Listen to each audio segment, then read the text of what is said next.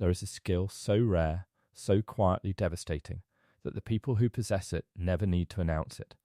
They walk into rooms, and within seconds they've already mapped everyone in it. Not through magic, not through intuition, through precision, through the kind of cold, methodical observation that most people are too distracted, too emotional, or too self-absorbed to ever practice. This is the skill Machiavelli spent his entire life studying. Not politics, not war, not power in the abstract. People. Specifically, how to read them so completely, so accurately, that their next move becomes obvious to you before they've even decided to make it. Most people think reading someone means listening carefully to what they say. Machiavelli would have laughed at that. Words are the most rehearsed, the most controlled, the most curated thing a person produces. By the time a word leaves someone's mouth, it has already passed through a dozen filters. Social filters, ego filters, fear filters, ambition filters. What comes out is almost never the raw truth. It is a performance. And Machiavelli had no interest in performances. He was interested in the actor underneath the mask. The version of a person that exists before they've had time to compose themselves, before they've decided what you're allowed to see. This is what separates genuine psychological insight from the shallow people reading advice you'll find everywhere else. Everyone tells you to watch for crossed arms or look for eye contact. That is surface-level noise. What Machiavelli was doing was something far more sophisticated. He was reading the architecture of a person's psychology, the invisible structure underneath all their behavior. The fears that drive them, the insecurities that shape them, the desires that ultimately betray them. And once you can see that structure, you don't just understand who someone is today. You can predict who they'll be under pressure, under temptation, under threat. The first step in Machiavelli's method is one that almost no one practices, because almost no one is comfortable enough in their own skin to do it. Read their silence, not your silence. Theirs. When you first interact with someone, resist the instinct to fill every gap in the conversation. Most people are terrified of silence.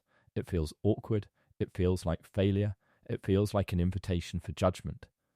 So they rush to fill it, they over-explain, they laugh nervously, they pivot, they perform.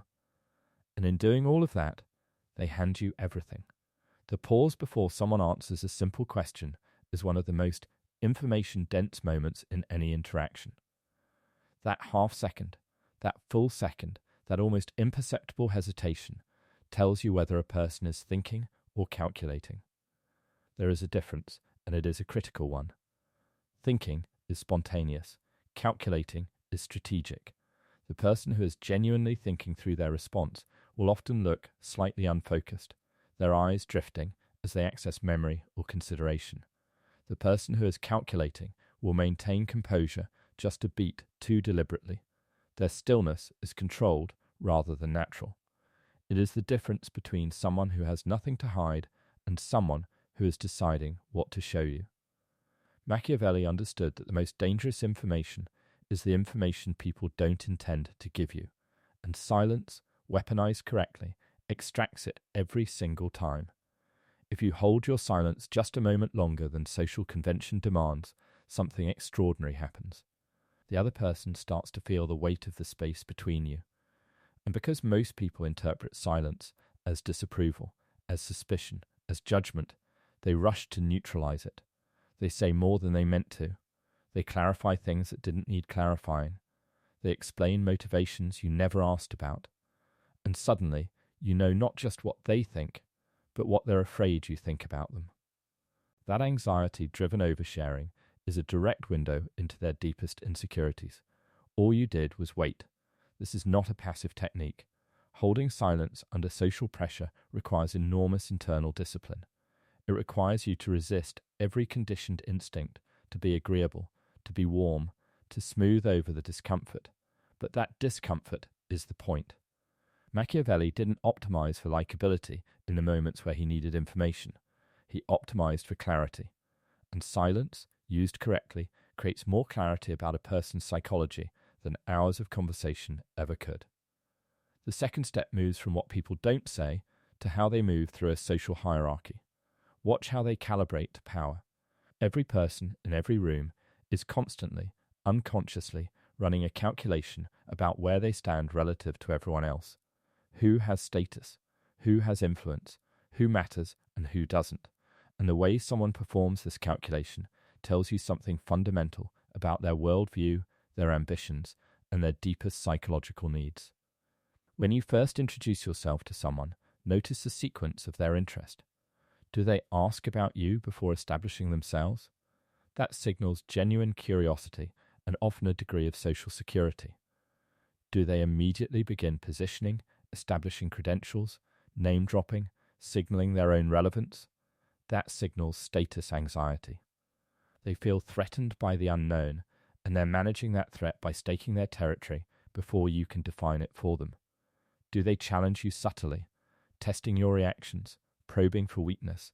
That signals competitive intelligence. They're not interested in connection, they're running an assessment. And do they largely ignore you until someone else in the room shows you deference? That is perhaps the most revealing response of all, because it tells you that their respect is not earned through who you are, but through who others perceive you to be. They don't have their own compass. They borrow one from the crowd. But here is the deeper layer of this technique, the part that separates a casual observer from a true student of Machiavelli. You don't just watch how someone treats you. You watch how they treat people who have nothing to offer them. The waiter, the assistant, the person standing at the edge of the room with no obvious influence, no visible status, no apparent usefulness. Because how someone behaves toward people they don't need is the most honest data point you will ever collect about them. With you, they're performing. With the powerless, they forget to. The person who is warm and attentive to high-status individuals, but dismissive or impatient with those below them, is not a complex personality. They are a simple one. They are driven entirely by transactional thinking. Every relationship to them is an exchange, and the moment the exchange stops being profitable, so does their interest. This tells you exactly how to handle them. Never let them believe they've extracted maximum value from you. Always keep something in reserve, because the moment they believe they've gotten everything useful from you, you become the waiter, and you've already seen how they treat the waiter. Conversely, the person who treats everyone with roughly the same level of basic human regard, regardless of status, is operating from an internal value system rather than an external one. They are harder to manipulate through status signals because their behavior doesn't shift dramatically with the social landscape. Machiavelli would have respected this even if it made them more difficult to move. These are the people you either align yourself with or study very carefully, because they operate on principles rather than incentives, and principled people are both more predictable and more dangerous than opportunists. Once you've read their relationship to power, the third step introduces a variable they won't see coming. You disrupt them, deliberately, subtly, and with surgical precision, not aggressively, not obviously, just enough to crack the performance. A sudden shift in topic, a mild, almost casual disagreement, a slight change in your tone mid-conversation, from warm to neutral, from engaged to briefly distant. What you're looking for is how they respond to micro-instability, because the performance most people run in conversation is optimized for smooth, predictable social conditions. Introduce even a small amount of friction, and the performance starts to show its seams. Watch what happens in their body first, before they've had time to construct a verbal response. Does their jaw tighten? Do their shoulders pull slightly inward? Does their smile remain, but their eyes go flat? These are involuntary responses, and they happen in the fraction of a second before conscious control reasserts itself. That fraction of a second is where the truth lives. A person who tenses at mild disagreement craves control. They have built their psychological stability on the assumption that social environments will conform to their expectations, and even a small deviation from that expectation reads to them as a threat. This person will always struggle under genuine pressure. Their composure is not resilience. It is rigidity dressed up as strength. The person who over-explains when mildly challenged is operating from a deep fear of being misunderstood or misjudged. They need you to see them correctly, which means they need your approval, which means you already have more leverage over them than they will ever have over you. The person who laughs too quickly, too readily, pivoting to humour the moment tension appears, is seeking to dissolve discomfort rather than sit with it. They are approval-seeking with every breath, using warmth as a tool to prevent judgment from ever landing long enough to hurt them. And the person who smoothly redirects, who receives your disruption and steers the conversation somewhere new without acknowledging the friction at all, is masking. They are experienced at concealment. They've done this before. They are not necessarily dangerous, but they are controlled in a way that suggests there are things they've decided you will never see. Machiavelli would have noted this person and watched them for a very long time before deciding what to do with them. Because a person who masks effectively under pressure is either extraordinarily disciplined or extraordinarily deceptive, sometimes both, and until you know which one, you keep your distance and your observations. The fourth step is where most people completely abandon the exercise, because it requires patience rather than cleverness. It requires you to keep watching after the conversation ends, after the handshake, after the meeting, after they think the performance is over, because that is precisely when the performance ends. When people believe they are no longer being observed, their behavior shifts in ways that are extraordinarily revealing. The mask doesn't just slip, it comes off entirely, and what you see underneath it is the unedited version of everything they showed you during the conversation. Watch where they move when the social obligation dissolves. Do they immediately seek out the higher status person in the room? That tells you where their loyalty and ambition are pointed. Do they retreat to a smaller cluster, seeking the comfort of familiar faces? That tells you they found the interaction draining, which means they were performing rather than connecting, which means nothing they showed you during the conversation was entirely genuine. Do they isolate quickly, pulling out their phone, creating artificial busyness? That tells you the social environment costs them something significant. They needed to recover. And people who find social environments costly are often the ones with the most active, most calculating inner lives, because all that internal processing is exhausting. Watch how they speak about you after you've stepped back. You may not be able to hear the words, but you don't need to. Body language in conversation carries information at a frequency that words can never match. If they're discussing you with animation, with open gestures, with a posture that leans in, their energy toward you is positive, engaged, interested. If their body closes, if their gestures become small and contained, if the person they're speaking to glances toward you with something cautious in their expression, the conversation is not generous. And if they're entirely still, entirely neutral, entirely flat in their affect as your name comes up, then you are irrelevant to them. Which is its own kind of information, because irrelevance from certain people is an asset. But the single most revealing post-interaction signal, the one Machiavelli would have considered the most valuable, is whether they look at you as you leave. That glance, that quick involuntary turn of the eyes as you exit or turn away, is something people almost never control consciously because they don't realize they're doing it. If someone looks at you as you leave, you are still active in their mind. You occupy space in their thinking. Whether that space is colored by curiosity, suspicion, attraction, or threat, you cannot know from the glance alone. But you know you matter to them in some way they haven't fully resolved. And unresolved feelings about a person always produce predictable behavior eventually. You just have to wait. If they don't look, if they've already redirected entirely, the calculation is simpler. Either you registered as entirely safe and unthreatening, which means they've filed you away as irrelevant, or they are actively avoiding looking, because looking would reveal something they're not ready to show. Indifference and avoidance look almost identical from a distance. The difference is in what came before. If the conversation was warm and they don't look, it's indifference. If the conversation had friction and they don't look, it's concealment.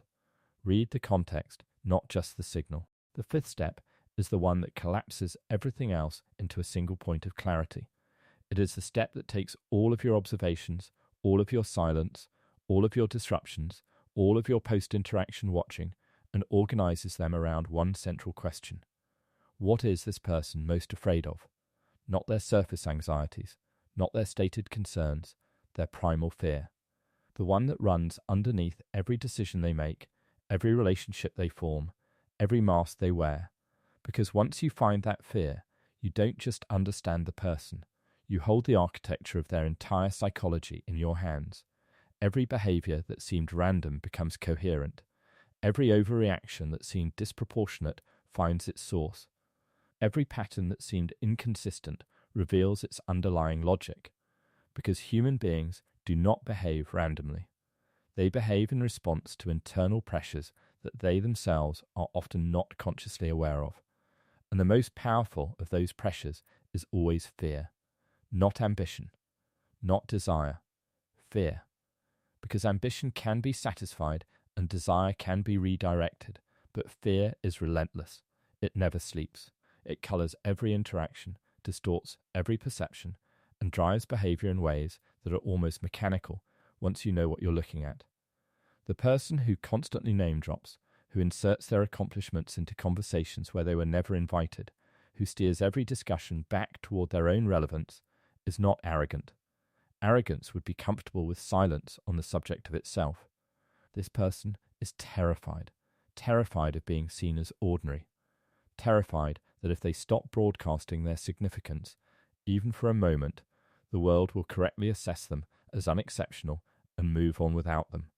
Their fear is insignificance, and every grandiose statement, every credential casually mentioned, every connection loudly claimed, is not confidence. It is panic wearing confidence as a costume. The person who cannot tolerate silence in a conversation, who rushes to fill every pause, who asks questions before you've finished answering the last one, who seems almost physically uncomfortable when attention drifts away from them, fears being ignored.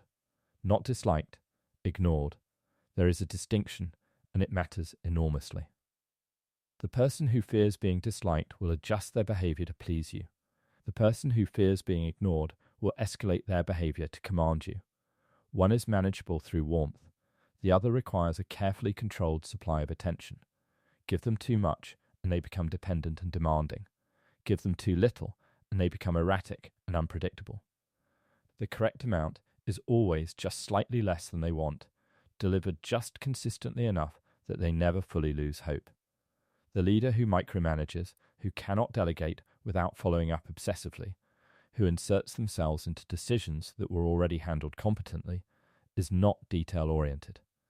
Detail orientation is a trait. This is a compulsion. And the compulsion is rooted in the fear of being outshined, of someone on their team performing so visibly well that the question begins to form in people's minds, quietly at first and then louder, whether the leader is actually the most capable person in the room. They cannot allow that question to gain any traction, so they keep their hands on everything. They take credit where credit is diffuse. They introduce friction into processes that don't need them, just to ensure that their presence remains central and their necessity remains unquestioned. Once you see this fear operating in a leader, you understand immediately why genuine talent around them is a threat rather than an asset. And you can predict with near-perfect accuracy how they will respond when someone beneath them begins to shine. The friend who overshares, who volunteers intimate details of their life far earlier than the relationship has earned it, who seems to need you to know everything about them almost immediately, fears abandonment. They are trying to accelerate intimacy because intimacy feels like safety, and safety feels like the guarantee that you won't leave. But the oversharing itself is often what creates the distance it's trying to prevent, because it puts more weight on a relationship than the relationship has yet developed the structure to carry. And Machiavelli would have observed this person with particular care, not because they are dangerous, but because they are volatile. A person whose deepest fear is abandonment will do almost anything to prevent it, including things that are self-destructive, irrational, and impossible to predict through normal social logic. Now take all of this and understand what Machiavelli was actually building toward. He was not collecting observations for the sake of understanding. Understanding was never the destination, it was the instrument. What he was building, observation by observation, silence by silence, disruption by disruption, was a predictive model of each person he encountered. A model so accurate that he could anticipate their behavior before they had consciously decided on it. because people's fears don't just explain their past behavior, they script their future behavior. The fear of insignificance will always produce visibility seeking. The fear of abandonment will always produce attachment behaviors. The fear of being outshined will always produce control behaviors. These are not tendencies, they are near certainties. And near certainties are the closest thing to actual power that exists in human relationships. Once you hold someone's primal fear, you can test their loyalty without asking for it. You can reveal their deceptions without confronting them. You can predict their betrayal before they've begun to plan it. The person whose fear is being outpaced will always show their hand when you mention another rising figure in their field. Their energy shifts, their eye contact changes, something tightens in their face that they cannot control, because the fear is faster than the mask, and in that moment, you know whether their support for you is genuine or conditional. You know whether they are an ally or a future competitor. You know what they will do when you succeed in a way that reminds them of their own stagnation. All of that information from one name casually dropped into a conversation, because you already knew which name would find the crack. This is what makes the full Machiavellian method so fundamentally different from ordinary social intelligence. Ordinary social intelligence is reactive. It reads what is present. Machiavellian intelligence is predictive. It reads what is inevitable. And it is inevitable because human beings, for all their complexity, for all their self-narratives about freedom and choice and growth, are largely running on the same handful of deep psychological programs that have been running since childhood. The fears were installed early. The coping mechanisms were built around them. The personality is the architecture that grew up over both, and none of it changes as quickly or as completely as people believe it does. The adult in the room is still, in most of the ways that matter, the child who first learned what it felt like to be invisible, or abandoned, or outshined, or exposed. Machiavelli did not find this depressing. He found it clarifying. Because a world where people are largely predictable is a world where preparation beats reaction every single time. You don't need to be the smartest person in the room if you've already read the room before anyone else arrived. You don't need to be the most charismatic if you already know which emotional frequency will land with each person present. You don't need to fight battles directly if you've already mapped the psychological terrain well enough to let people defeat themselves inside the architecture of their own fears. But here is the instruction that Machiavelli considered more important than any of the reading itself. Once you've seen someone clearly, once you've decoded their silence and their power calibration and their response to disruption and their post-interaction behavior and their primal fear, you do not tell them. You do not hint at it. You do not let a flicker of recognition cross your face at the moment their mask slips. You absorb the information and you return your expression to neutral, and you continue the conversation as though you are seeing exactly what they intended to show you. Because the moment someone suspects you can see through them, everything changes. They don't become more honest, they become more careful. The mask doesn't come off, it gets reinforced. And a reinforced mask is exponentially harder to read than a natural one. The power you've accumulated through observation is entirely dependent on their not knowing you have it. The second they know, it's gone. Not diminished, gone. Because psychological leverage only functions in the dark. In the light, it becomes a confrontation, and confrontations are unpredictable in ways that quiet observation never is. So you keep watching, you keep logging, you keep updating your model as new information arrives, because people are not static, and neither are their fears. Circumstances shift, pressures change, new vulnerabilities emerge, and old ones get buried under new layers of coping. The reading is never finished. It is a practice, not a conclusion. And finally, here is what all of this is really about. It is not about control in a crude sense. It is not about manipulation for its own sake. What Machiavelli was describing, underneath all the strategy and the cold precision, was a method for never being surprised by people, for moving through the world with your eyes fully open rather than half closed by optimism or sentiment or wishful thinking about human nature. Because the greatest vulnerability any person can carry is the assumption that people are essentially what they present themselves to be. That assumption will be exploited, not necessarily by malicious actors, but simply by the gap between who people perform and who they actually are. That gap exists in everyone. It exists in you. The only question is whether you choose to see it clearly or prefer the comfort of the performance. Machiavelli chose clarity every single time, and the result was not cynicism, not bitterness, not a cold transactional life devoid of genuine connection. The result was agency, the ability to choose deliberately rather than react blindly, to build alliances on accurate assessments rather than hopeful projections, to see betrayal forming before it arrives and redirect it without drama, to understand that the most sophisticated form of power is not the kind that announces itself. It is the kind that operates in complete silence, invisible to everyone in the room, residing entirely in the quality of your attention and the patience of your observation. That is what it means to read someone's mind. Not magic, not manipulation, just seeing completely and without flinching what has always been there.